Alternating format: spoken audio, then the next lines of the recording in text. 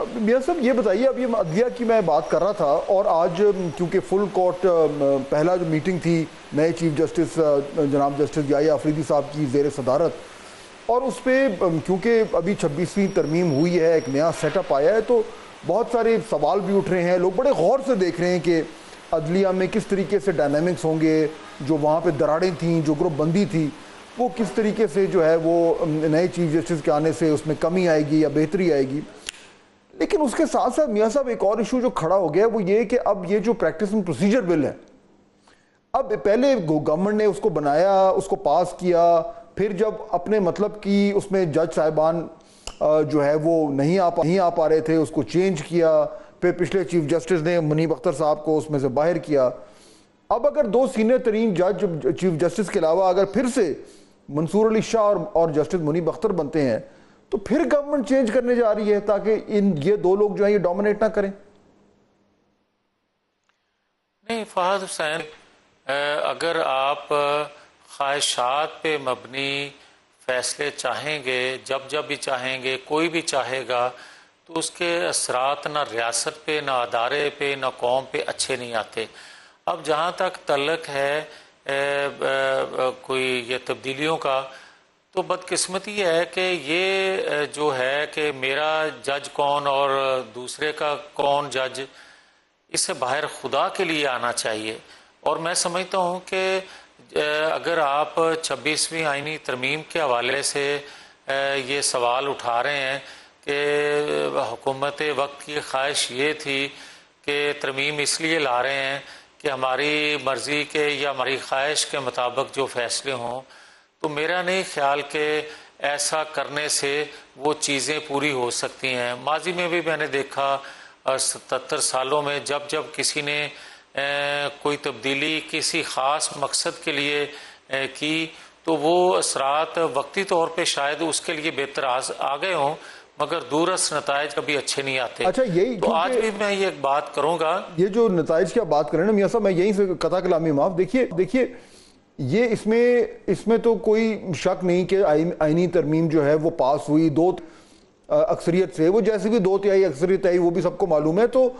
یہ تو میرے خیال میں آپ بھی اس بات کا اعتراف کریں گے کہ گورنمنٹ کا جو پولیٹیکل کیپٹل ہے وہ بہت حد تک وہ اس میں خرچ ہوا ہے، اور اس نے جو ہے وہ بہت کافی بدنامی کمائی ہے جس طریقے سے یہ معاملات آگے چلے۔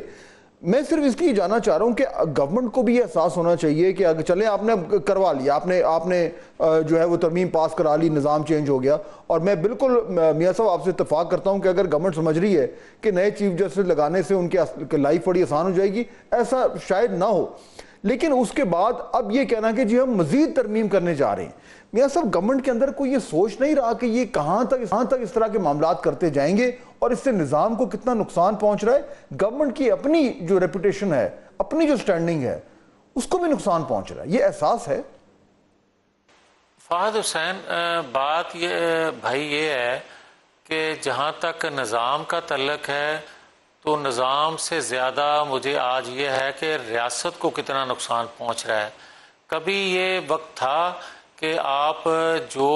سٹیپ لیتے تھے اس سے نظام کو نقصان پہنچتا تھا یا فائدہ پہنچتا تھا، یا کسی شخصیت کو فائدہ پہنچتا تھا، دوسرے کو نقصان پہنچتا تھا۔ اب بات بہت آگے نکل گئی ہے۔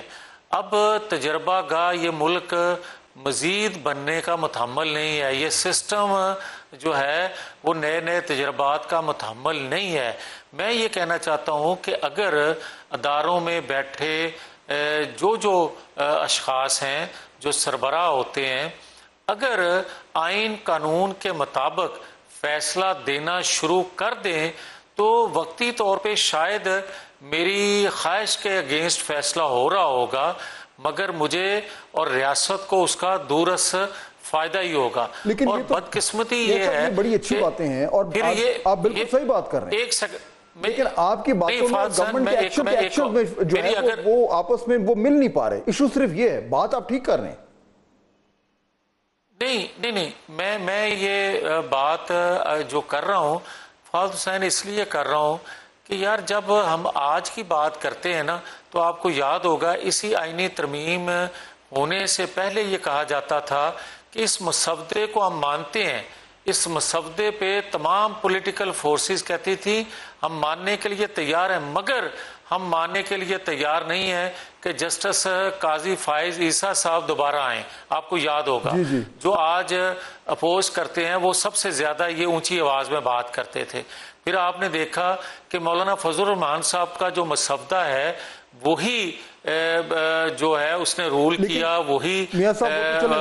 مکمل وہ ہو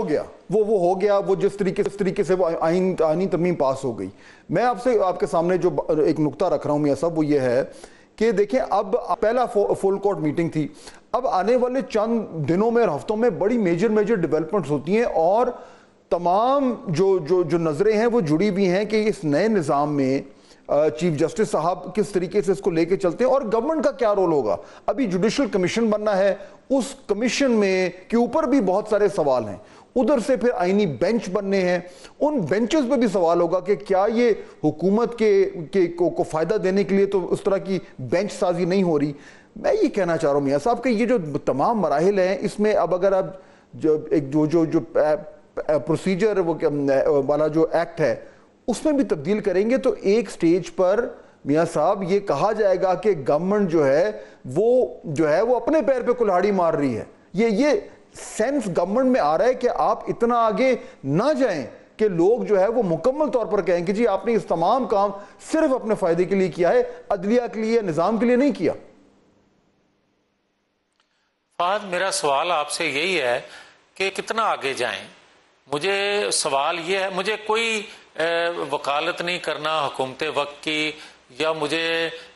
کسی اور کا ترجمان نہیں بننا۔ میں پاکستانی قوم کا، میں خود بھی ایک پاکستانی ہوں، ایک سیاسی ورکر ہوں، میں آئین قانون کی بالادستی کے لیے ایک جدوجہد کرنے والا بندہ ہوں۔ میں یہ آپ سے سوال کر رہا ہوں کہ مجھے یہ بتا دیں یار، جب ہم یہ بات کر رہے ہیں جو ابھی آپ نے کی، میں دہراتا نہیں ہوں اس کو، مگر مجھے دوسرا یہ کہنے کی اجازت تو ضرور دیں کہ کیا آئین قانون کی بالادستی صرف ایک فریق کا کام ہوتا ہے یا تمام فریقین جو ہیں اس پہ عمل کریں تو بات آگے چلتی ہے؟ مجھے یہ بتائیں کہ آج معیشت ہو، دیگر ایشوز ہوں، اس کو ڈریس کرنا یا بہتر اشاریے ملنا یا دنیا میں کوئی بہتری کی ایک امید پیدا ہونا پاکستان کے حوالے سے، اس موقع پہ آپ کون کیا رول ادا کر رہا ہے، اس کو نظر انداز نہیں کیا جانا چاہیے۔ اور یہ بھی بات میں ماننے کے لیے تیار ہوں کہ اگر کوئی مجھے یہ سمجھائے کہ 2024 میں کیا ہوا، 8 فروری کو کیا ہوا، تو پھر 2018 کو کیا ہوا، پھر یہ آپ بات کیوں بھول جاتے ہیں کہ یار کہیں سے تو شروع کریں۔ ٹھیک، وہ شروع ہوا ہے بالکل، اور امید یہی ہے کہ اب جس طریقے سے شروعات ہوئی ہیں ان میں سے کوئی جو ہے وہ ایک ہر حوالے سے کوئی بہتر خبر یہ ہے۔ میاں جاوید لطیف صاحب بہت شکریہ ہمیں جوائن کرنے